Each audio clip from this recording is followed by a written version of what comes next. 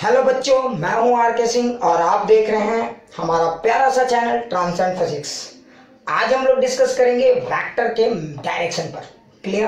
पिछले क्लास में हम लोग डिस्कस कर चुके हैं कि किसी भी वेक्टर का मैग्नीट्यूड कैसे निकालते हैं। उम्मीद है आप पूरा कंसेप्ट समझ गए होंगे।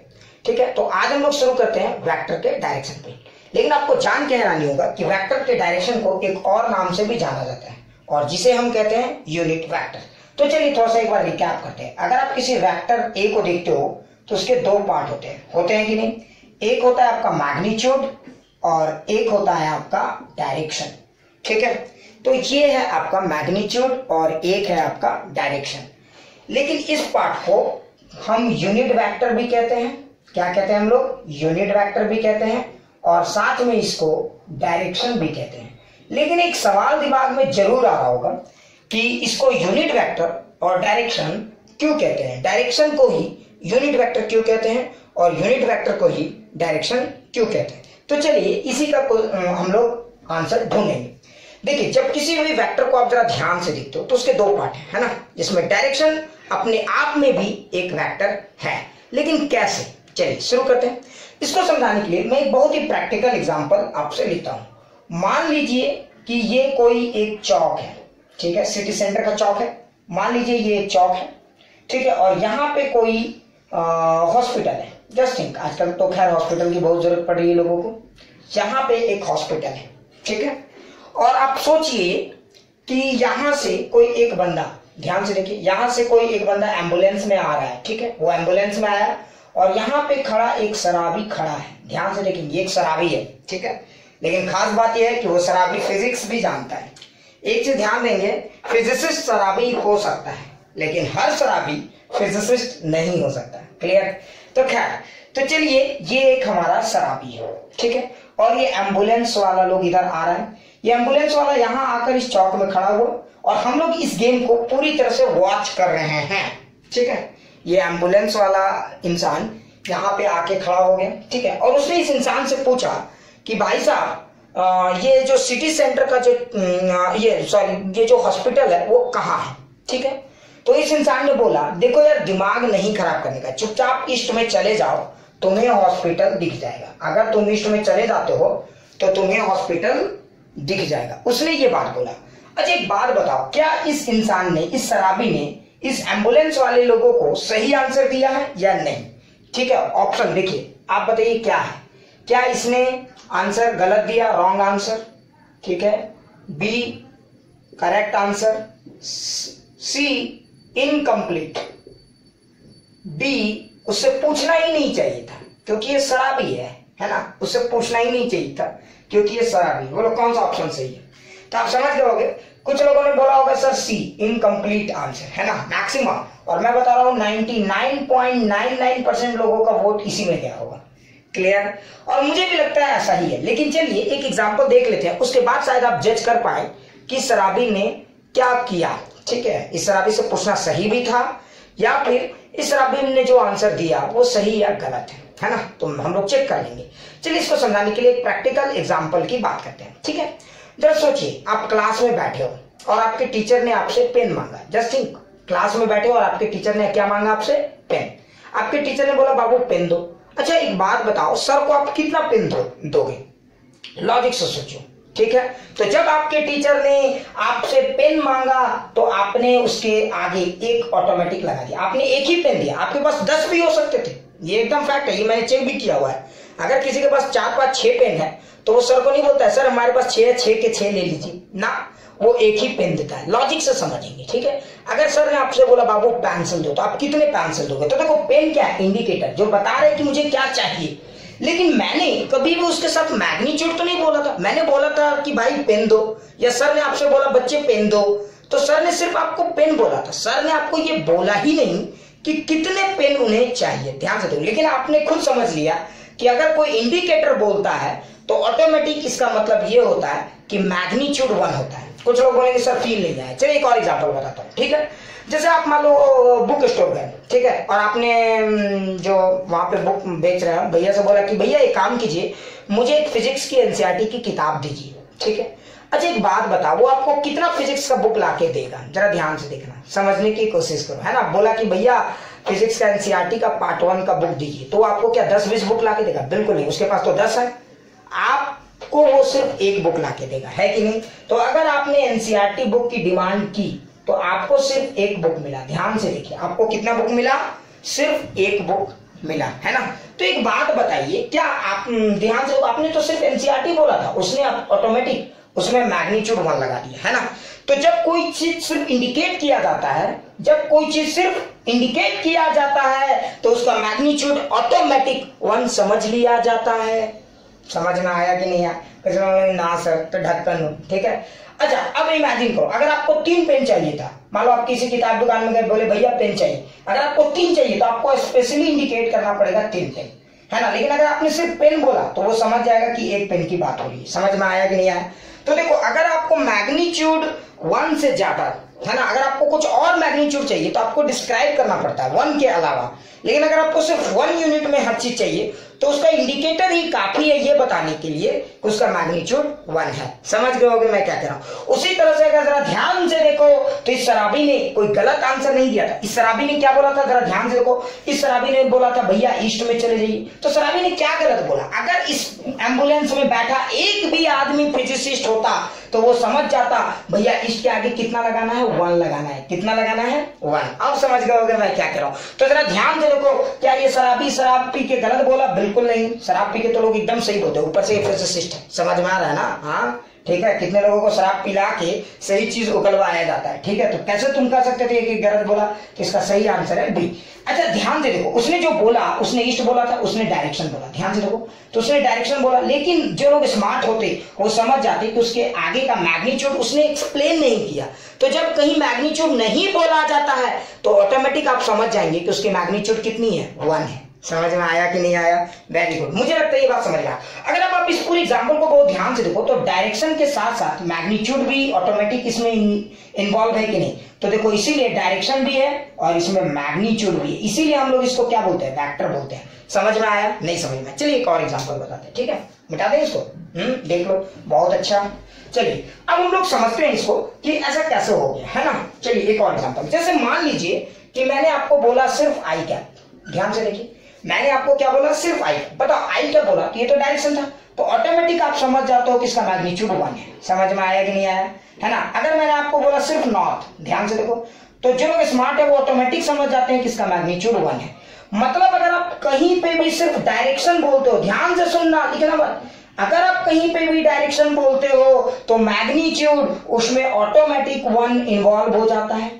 अरे ध्यान से सुनो, फिर से समझो, अगर कहीं आप सिर्फ डायरेक्शन बोलते हो, सिर्फ ईस्ट बोलते हो, मतलब उसका मैग्नीट्यूड 1 है। आप वेस्ट बोलते हो, उसका मैग्नीट्यूड 1 है। आप नॉर्थ बोलते हो, उसका मैग्नीट्यूड 1 है। मतलब जब आपने डायरेक्शन बोला तो डायरेक्शन के साथ साथ मैग्नीट्यूड आपको फ्री में मिल रहा है। नहीं समझ में आया? समझ में आया कि नहीं? डायरेक्शन के डीएनए में मैग्नीट्यूड बसा हुआ है। क्लियर? तो डायरेक्शन के साथ साथ आपको मैग्नीट्यूड भी पता चल जा रहा है। तो वैसे वेक्टर, ध्यान से देखो, तो डायरेक्शन तो इसमें है ही, ईस्ट में क्या है? डायरेक्शन भी है, लेकिन ईस्ट में इनडायरेक्टली मैग्नीट्यूड भी है। समझ में आया कि नहीं है? तो वैसे क्वांटिटी जिसमें डायरेक्शन के साथ साथ आपको मैग्नीट्यूड भी पता चल जा रहा है, तो वैसे क्वांटिटी को तो आप वेक्टर बोल ही सकते हो। इसका मतलब direction is itself a vector. Direction अपने आप में एक वेक्टर है। ध्यान से सुने, डायरेक्शन अपने आप में एक वेक्टर है।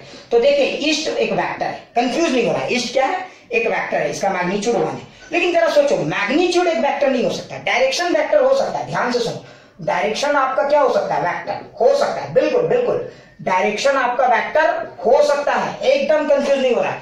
लेकिन मैग्नीट्यूड आपका वेक्टर कभी नहीं हो सकता। क्यों नहीं हो सकता? सोचो, तो magnitude can never be a vector, क्योंकि डायरेक्शन के साथ मैग्नीट्यूड तो होता ही है। डायरेक्शन के साथ मैग्नीट्यूड इनडायरेक्टली 1 हो सकता है। डायरेक्शन के साथ मैग्नीट्यूड इनडायरेक्टली 1 हो सकता है, लेकिन मैग्नीट्यूड के साथ कभी भी डायरेक्शन नहीं हो सकता। जैसे मैं एग्जांपल के तौर पे बताता हूं, आपने किसी को बोला कि मुझे 6 यूनिट दीजिए, वो क्या देगा आपको? 6 यूनिट। समझ में आ रहा है? इसे क्या फील आ रहा है? 6 यूनिट क्या रे बाबा, क्या? समझ में आया कि नहीं आया? तो अगर आप 6 लिखते हो तो आप इससे आगे चीजों को भर नहीं सकते। तो मतलब ये हुआ कि मैग्नीट्यूड के साथ डायरेक्शन आप ऑटोमेटिक पुट नहीं कर सकते, लेकिन डायरेक्शन के साथ आप मैग्नीट्यूड ऑटोमेटिक पुट कर कर सकते हो। इसीलिए डायरेक्शन की खासियत है कि डायरेक्शन में डायरेक्शन के साथ साथ मैग्नीट्यूड भी होता है, इसीलिए डायरेक्शन को हम लोग वेक्टर कहते हैं। लेकिन एक और खास बात है, डायरेक्शन को वेक्टर के एक खास कैटेगरी में रखा गया है, इसको हम लोग यूनिट वेक्टर कहते हैं। क्यों? क्योंकि डायरेक्शन एक ऐसा वेक्टर है जिसकी मैग्नीट्यूड हमेशा कितनी होती है? 1। जिसकी मैग्नीट्यूड हमेशा कितनी होती है? 1। और वैसे वेक्टर जिसकी मैग्नीट्यूड 1 हो उसे हम लोग क्या कहते हैं? Unit vector. समझ में आया? That's why direction is also said to be a unit vector. Clear? तो अगर आपको आज के बाद से अगर कोई बोलेगा डायरेक्शन, तो आप समझ जाना कि यूनिट वेक्टर की बात हो रही है। अगर किसी ने बोला यूनिट वेक्टर, तो आप समझ जाना कि डायरेक्शन की बात हो रही है। और खास बात यह है कि फिजिक्स में जो डायरेक्शन का जो मीनिंग है, कुछ लोग कंफ्यूज हो जाते हैं, बोलते हैं सर हम लोग प्रैक्टिकल लाइफ में ईस्ट वेस्ट नॉर्थ साउथ को ही तो डायरेक्शन कहते हैं, है ना। लेकिन फिजिक्स में तो हम लोग डायरेक्शन के लिए अलग अलग फॉर्मूला लगाते हैं। देखो फिजिक्स जो है ना वो बहुत ही ब्रॉड मीनिंग में देखा जाता है, ठीक है। आप प्रैक्टिकल लाइफ में सिर्फ 4 डायरेक्शन ही पढ़ते हो, ईस्ट वेस्ट नॉर्थ साउथ, बहुत हुआ तो हाइट, और अगर और बहुत हुआ तो डेप्थ, ये 6। लेकिन फिजिक्स में डायरेक्शन अनलिमिटेड है, ठीक है। तो उन डायरेक्शन को लिखते कैसे हैं? तो मैंने पहले भी बोला था कि जहां पे आम आदमी की सोच बंद होती है वहीं से फिजिक्स की सोच शुरू होती है। इसलिए फिजिक्स का डायरेक्शन लिखने का स्टाइल थोड़ा सा आपको अलग लग सकता है। खैर, मैंने आपको इतना तो समझा दिया कि किसी भी वेक्टर का डायरेक्शन के 2 पार्ट होते हैं, मैग्नीट्यूड और direction. That's why this is said to be unit vector. लेकिन एक सवाल उठता है कि सर अब यूनिट वेक्टर निकालते कैसे, है ना, किसी भी चीज का डायरेक्शन निकालते कैसे? तो चलिए इसी पे हम लोग अभी डिस्कशन करेंगे। आई होप कि आप लोगों ने ये चीज अच्छे से समझ लिया होगा, ठीक है। तो चलिए अब हमारा अगला टारगेट है किसी भी चीज का डायरेक्शन कैसे निकालते हैं, किसी भी वेक्टर का डायरेक्शन कैसे निकाला जाता है, ठीक है। तो चलिए शुरू करते हैं। अच्छा सोचिए, मान लीजिए कि मेरे पास एक वेक्टर है E, ठीक है। लॉजिक से देखेंगे 3i कैप। मान लीजिए एक वेक्टर है हमारे पास 3i कैप, ठीक है। फील करेंगे चीजों को, रटेंगे नहीं, ठीक है। 3i cap. अच्छा जरा इस वेक्टर को देखो, बताओ इसके कितने पार्ट है? 2, है ना। दिस इज द मैग्नीट्यूड, तो मैग्नीट्यूड की जगह तो 3 है। And what's about direction? तो ए कैप आपको समझ में आ रहा होगा कि इसका ए कैप जो है वो आई कैप है ना, यही है इसका, ठीक है। लेकिन ये तो बहुत आसान है, फिर भी इसी से हम लोग आइडियोलॉजी को डेवलप करेंगे, है ना। ध्यान से देखो, किसी भी वेक्टर का अगर आप देखोगे, ध्यान से देखना, लिखना मत, समझना। मैं आपको थ्योरेटिकली और ग्राफिकली दोनों बताता हूँ, ठीक है। तो पहले थ्योरेटिकली एक्सप्लेन कर लेते हैं, ठीक है। तो देखते हैं थ्योरेटिकली, है ना। तो देखो अगर आप किसी भी वेक्टर को देखते हो तो आपको क्या दिखता है? 2 पार्ट, मैग्नीट्यूड, है ना, और डायरेक्शन, यही तो आपको निकालना है। तो अगर आप किसी भी वेक्टर का देखते हो, ये एक आपका वेक्टर है ना, ये आपका मैग्नीट्यूड है और ये डायरेक्शन है। अच्छा मैग्नीट्यूड, अगर आपको कोई वेक्टर दे दिया जाए तो ये तो आप निकाल ही सकते हो, ये आपको निकालने आता ही है, तो यही तो निकालना, ये अननोन है। तो देखो अगर आप इसमें से इसको आप चाहो तो इसको ऐसे भी लिख सकते थे, A cap is equal to vector A by magnitude of A. समझ में आया? आप क्या करो, इसको सिर्फ नीचे ले जाओ, ठीक है। सो देखो ध्यान से देखो, this is the formula for the direction of a vector. यही आपका किसी भी वेक्टर का डायरेक्शन निकालने का फॉर्मूला है।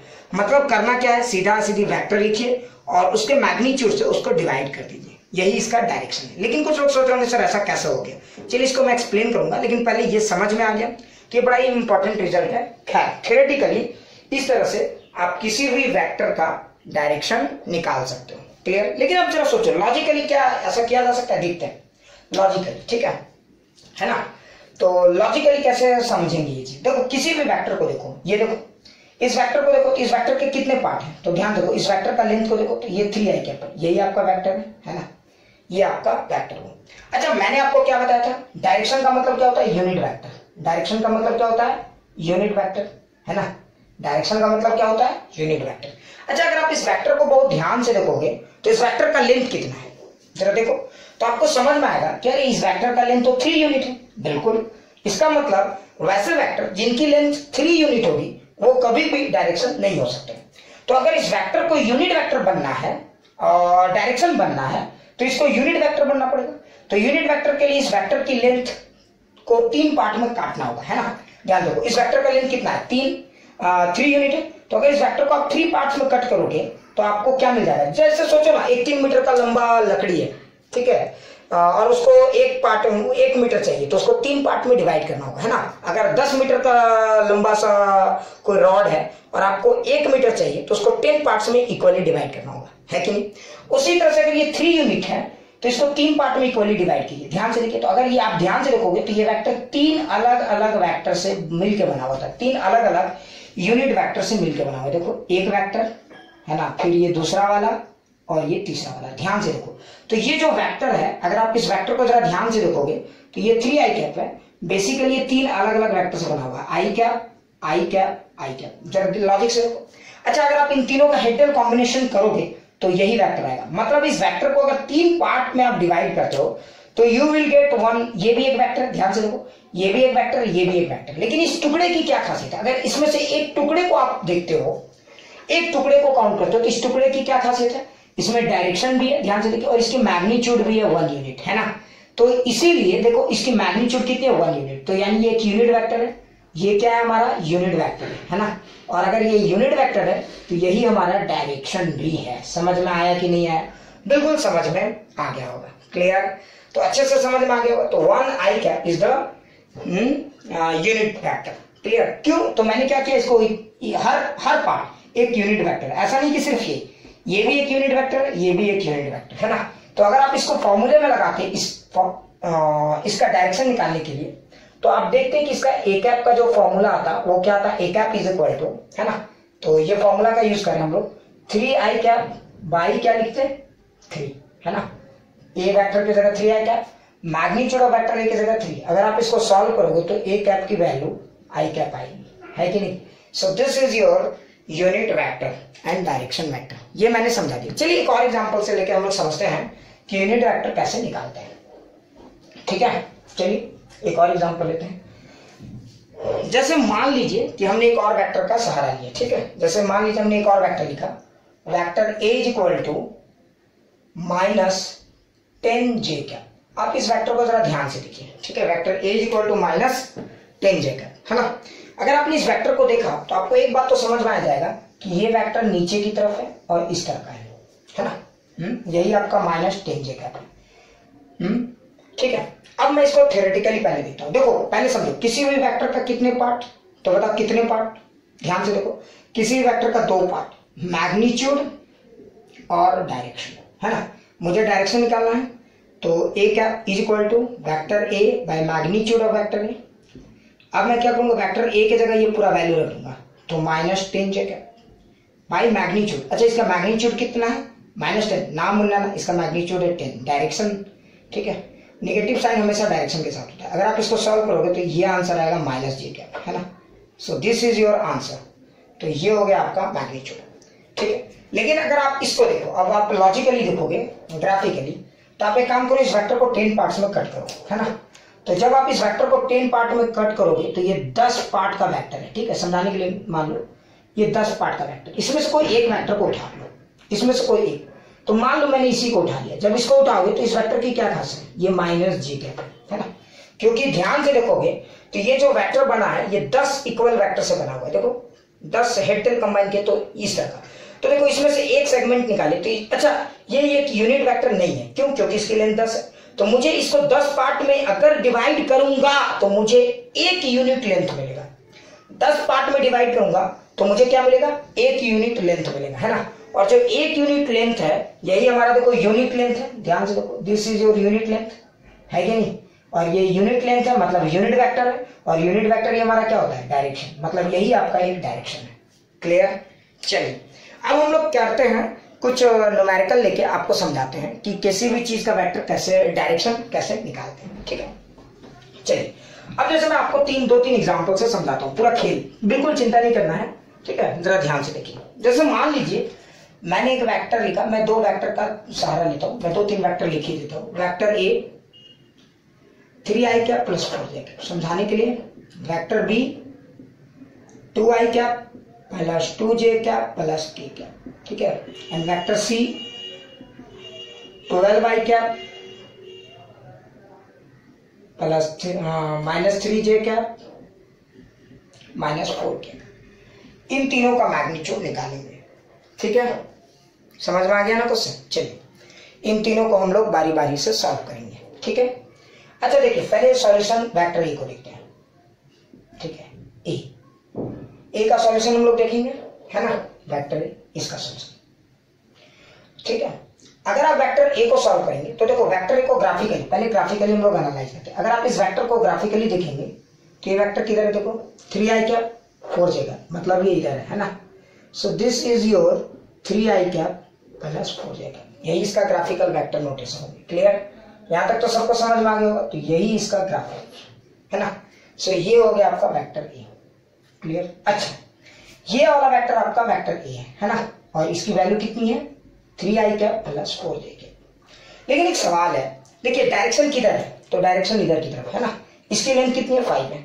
तो मुझे अगर यूनिट वेक्टर चाहिए तो मुझे क्या करना होगा, तो यूनिट वेक्टर के लिए इस लेंथ को कितना पार्ट में कट करना होगा। तो चूंकि अगर कोई चीज 5 मीटर लंबा है और 1 मीटर लेंथ चाहिए तो कितना पार्ट में कट करेंगे, 5 पार्ट में। उसी तरह से इसको 5 इक्वल पार्ट्स में कट कर देंगे हम लोग। क्या करेंगे, 5 इक्वल पार्ट्स में कट करेंगे। तो जब आप 5 इक्वल पार्ट्स में कट करेंगे तो आपको कुछ ऐसा सेगमेंट मिलेगा 5, 1 2 3 4 5 जी। ठीक है, इसको समझाने के लिए कुछ ज्यादा ही बड़ा हो गया क्या, बिल्कुल बिल्कुल लग रहा है थोड़ा बड़ा हो गया। ठीक है, तो इसको 5 इक्वल पार्ट्स में हम लोग समझाने के लिए 1 2 3 4 5 है ना, इसको 5 पार्ट में कट कर दिया। ध्यान से देखो। अच्छा देखो, ये वेक्टर और ये वेक्टर सेम है। अंतर क्या है, ये एक 3i cap plus 4j cap है, और अंतर क्या है, ये 5 अलग अलग वेक्टर से बना है, जबकि मिल यही रहा है ना। तो सब मिल के यही वेक्टर दिए है ना। तो अगर आपने इसको 5 पार्ट में कट किया तो देखो हर वेक्टर का लेंथ, अगर आप किसी एक वेक्टर को चुन लेते हो, इसको चुन लेते हो, इसको, ठीक है, आप इसी को चुनते हो, तो अगर आप इस वेक्टर को चुनोगे तो इस वेक्टर की खासियत क्या है, ये वेक्टर का डायरेक्शन इसी के पैरेलल में। ध्यान से देखो, तो मतलब ये वेक्टर और ये वेक्टर का डायरेक्शन तो सेम है ना, सिर्फ अंतर क्या, मैग्नीट्यूड। इसका मैग्नीट्यूड कितना 5 है और इसका मैग्नीट्यूड कितना 1 है। तो वैसे वेक्टर जिसके मैग्नीट्यूड 1 हो वही तो हमारा यूनिट वेक्टर है या फिर डायरेक्शन है। तो यही हमारा एक यूनिट वेक्टर है। लेकिन इसको लिखते कैसे, तो देखो ये कुल टोटल 5 मिलके बना है ना।